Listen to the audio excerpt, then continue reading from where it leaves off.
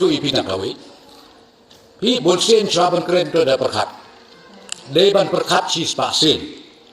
Kapag sanay mengalami begitu kabur kingop. Ngiwa thong la thong.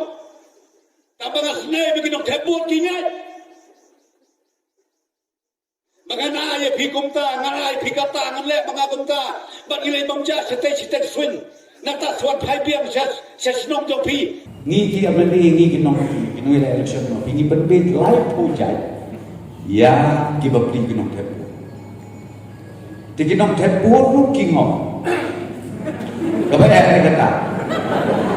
Ngi berbet man sustain ki ngom ro man sustain.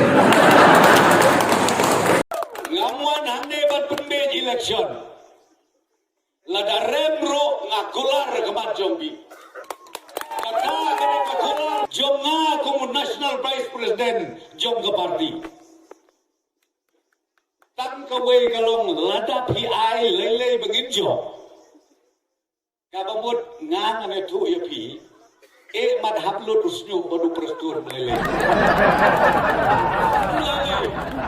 na kalian jom ke NPP u national president, u chief minister jongi, mga kom u deputy CM, u vice president, idon tan kaway kasur, kaway kadur, long tik kum silok, kaway kador, kaway kasur.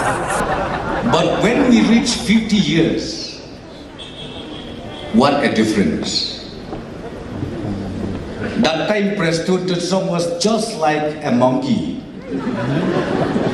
And now he became like Amitabh Bachchan.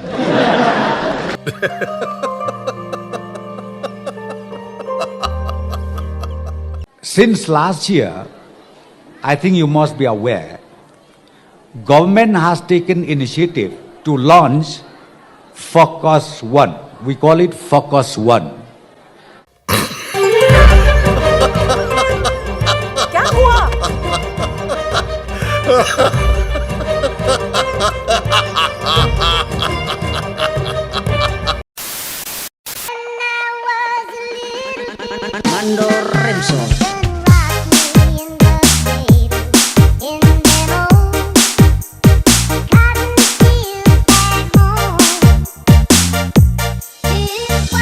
Clap your hands for William Ecclesiano.